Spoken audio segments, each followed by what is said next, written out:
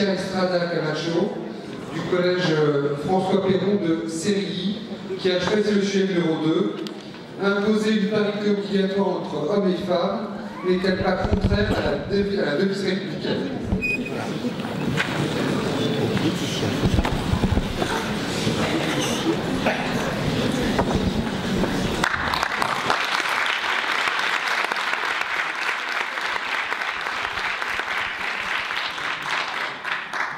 Bonjour à tous. Rien n'existe sans son contraire, car sans lui, il perd son sens. Imposer une parité obligatoire entre les hommes et les femmes n'est-elle pas contradictoire à la devise républicaine?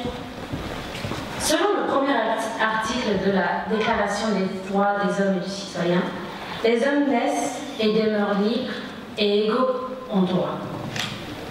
Cela voudrait dire que nous sommes juste des êtres égaux, peut-être pas identiques, mais égaux. Mais alors, imposer une parité, n'est-ce pas tout d'abord différencier les hommes des femmes? Parce que lorsque je vous dis parité, vous ne pensez pas tout de suite aux femmes inférieures aux hommes? Ça serait me mentir, n'est-ce pas? Mais sachez que c'est la société qui nous pousse à penser comme ça. Et parfois, on le fait même inconsciemment. Donc, ne vous en oubliez pas. J'ai une petite confession à vous faire. Dans ma famille, on vient du Pérou.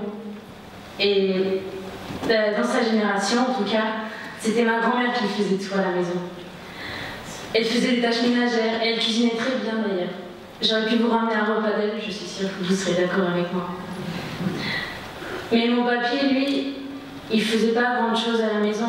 Tout d'abord parce qu'il travaillait beaucoup, mais c'était souvent la femme qui s'occupait des choses à la maison. Mais mes parents, eux, ils sont révolutionnaires par rapport à leur éducation ou à leur mode de vie. Mon papa passe aspirateur. Il fait la vaisselle. Il est ici, mais je vous jure qu'il est révolutionnaire par rapport à son éducation. Et moi, j'ai encore mieux à vous dire. J'aime pas cuisiner. Et pour l'instant, j'aime pas tellement les enfants. Mais c'est mon droit. C'est notre droit. Car nous sommes dans un pays libre, où nous sommes libres, égaux et fraternels. Et il n'y aura toujours pas d'égalité tant qu'on se sent inférieur ou supérieur, par exemple du racisme, aux autres. Il n'y aura pas d'égalité. Alors, rien n'existe sans son contraire, car sans lui, il perd son sens. La parité est contradictoire à la devise de la France, d'accord? Mais sans elle, car sans elle, nous serions tous égaux. Mais alors la parité perdrait son sens. Mais quand vous demandez à votre petit-fils ou à vos enfants de ne pas vous raconter de mensonges, et vous lui dites que le Père Noël viendra tous les Noëls à la maison, n'est-ce pas contradictoire? La parité est une loi dont des femmes se sont battues pour avoir cette parité en France. Et elle contribue à la justesse de notre nation, c'est vrai. Mais sachez que nous avons tous une valeur indéfinie.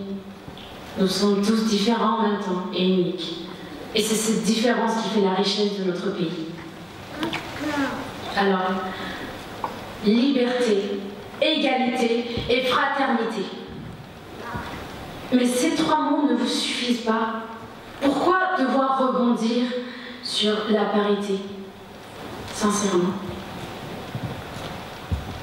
Alors, monsieur le jury, madame, monsieur, et nous les enfants, les adultes de demain, pourquoi devrions-nous garder ce mot parité dans notre langage? À quand le supprimer? J'aimerais finir par vous dire que, sincèrement, on est tous uniques. Et considérer quelqu'un comme supérieur ou inférieur à nous ne sert à rien. Quand j'ai écrit ce sujet, je ne comprenais même pas la thèse. sincèrement. Et je comprends toujours pas à quoi elle sert la parité, en fait. Je veux juste vous dire qu'on est tous égaux. Et voilà. Alors, merci de m'avoir écouté.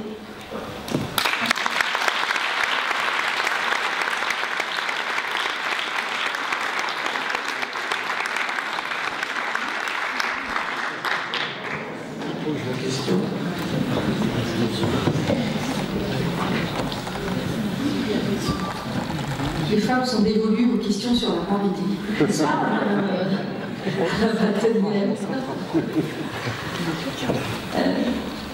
j'ai beaucoup aimé votre référence à votre vie familiale.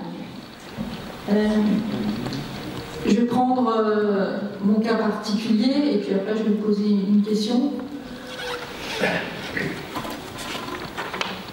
Moi j'ai été nommée sous-préfète, ce qu'on appelle au tour extérieur, donc après avoir travaillé dans des préfectures.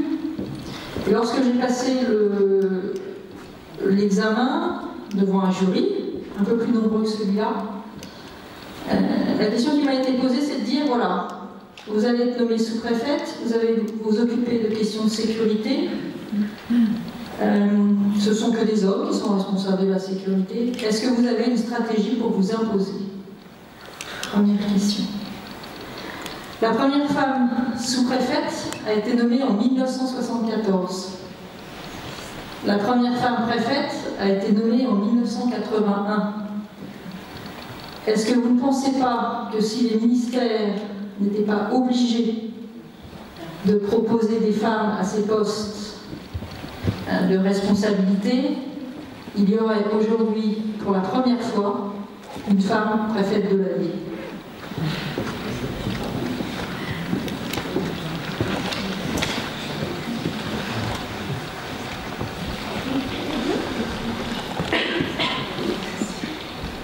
Peut-être plus clair, est-ce qu'à un moment donné, et c'est l'objet des lois en faveur de la parité, il ne faut pas aider un peu la bonne volonté? C'est-à-dire que pour atteindre ce que vous avez défendu, donc la devise de la République et le principe d'égalité, est-ce qu'il ne faut pas à un moment, quand on constate que ça ne suffit pas, aider à faire en sorte que ça arrive?